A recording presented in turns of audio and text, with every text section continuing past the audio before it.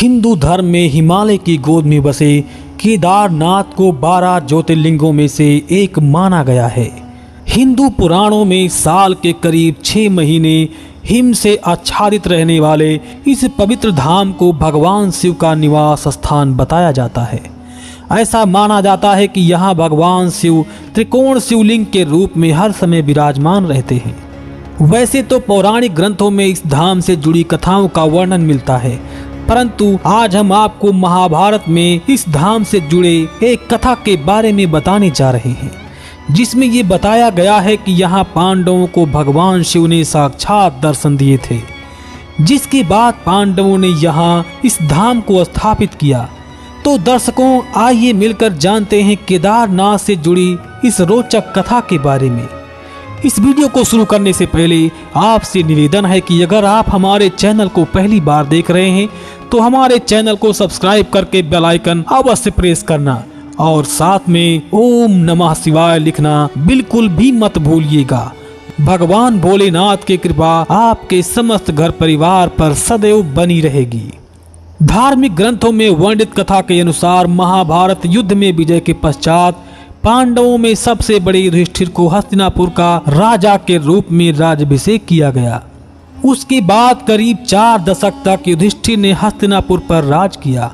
इसी दौरान एक दिन पांचों पांडव भगवान श्री कृष्ण के साथ बैठकर महाभारत युद्ध की समीक्षा कर रहे थे। समीक्षा में पांडवों ने श्री कृष्ण से कहा, हे नारायण, हम सभी भाइयों पर ब्रह्म हत्या के साथ अपने बंधु बांधवों की हत्या का कलंक लग गया है। इस कलंक को कैसे दूर किया जाए? तब भगवान श्री कृष्ण ने पांडवों से कहा कि ये सच है कि युद्ध भूमि में भले ही जीत तुम्हारी हुई है, लेकिन तुम लोग गुरु और अपने बंधु बांधवों को मारने के कारण पाप के भागी बन गए हो। इन पापों के कारण मुक्ति मिलना असंभव है, परंतु इन पापों से सिर्फ महादेव ही मुक्ति दिला सकते हैं। अतः महादेव की शरण में जाओ। उसके बाद श्री कृष्ण द्वारिका के लिए लौट आए। उसके बाद पांडव अपने पापों की मुक्ति के लिए चिंतित रहने लगे और मन ही मन सोचते रहे कि कब राजपाट का त्याग करके शिव जी की शरण में चले जाएं। उसी बीच एक दिन पांडवों को पता चला वासुदेव ने अपने देह का त्याग कर दिया है और वे अपने परम धाम लौट गए हैं। ये सुनकर अब पांडवों को भी पृथ्वी पर रहना उचित नहीं लग रहा था। गुरु, पितामह और सखा सभी तो युद्ध भूमि में ही पीछे छूट गए थे। माता, ज्येष्ठ पिता और काका विदुर भी वन गमन कर चुके थे। सदा के सहायक भगवान श्री कृष्ण भी अब नहीं रहे थे। ऐसे में पांडवों ने राज्य परीक्षित को सौंप दिया और द्रौपदी समेत हस्तिनापुर छोड़कर शिव जी की तलाश में निकल पड़े। हस्तिनापुर से निकलने के बाद पांचों भाई द्रौपदी भगवान शिव जी के दर्शन के लिए सबसे पहले पांडव काशी पहुंचे, पर स्वयं भगवान शिव वहां नहीं मिले।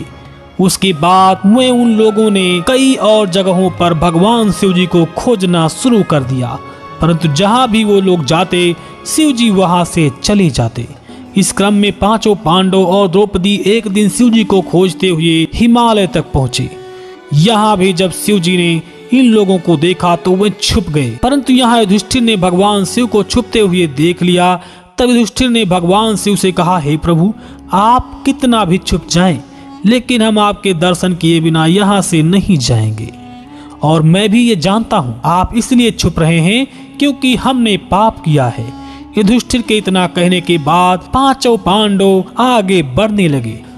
उसी समय एक बैल उन पर झपट पड़ा। ये देखकर भीम उनसे लड़ने लगे।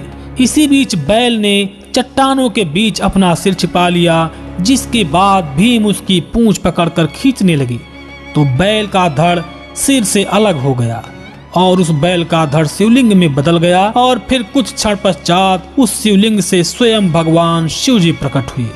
शिव ने पांचों पांडवों को पाप से क्षमा कर दिया। आज भी इस घटना के प्रमाण स्वरूप केदारनाथ का शिवलिंग बैल के कूल्हे के रूप में मौजूद है। भगवान शिव को अपने सामने साक्षात देखकर पांडवों ने उन्हें प्रणाम किया और उसके बाद भगवान शिव ने पांडवों को स्वर्ग का मार्ग बतलाया और वहीं पर वो अंतर ध्यान हो गए। इसके बाद पांचों पांडवों ने उस शिवलिंग की पूजा अर्चना की।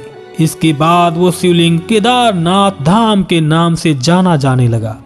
चूंकि यहाँ पांडवों को स्वर्ग जाने का रास्ता स्वयं शिव जी ने दिखाया था, इसीलिए हिंदू धर्म में केदार स्थल को मुक्ति स्थल माना जाता है। और आज ऐसी मान्यता है कि यदि कोई केदार दर्शन का संकल्प लेकर निकले और उसकी मृत्यु हो जाए तो उस जीव को पुनर्जन्म नहीं लेना पड़ता है और उसे हमेशा के लिए आवागमन के बंधन से आजाद हो जाता है। दोस्तों, ये थी महाभारत से जुड़ी हुई भगवान श्री शिव शंकर की एक पौराणिक कथा, जिसका वर्णन स्वयं महाभारत में किया गया है। अगर आपको ये वीडियो पसंद आया हो तो इसे लाइक शेयर करके हमारे चैनल को सब्सक्राइब जरूर कीजिएगा। साथ में जय शिव शंकर लिखना बिल्कुल भी मत भूलिएगा।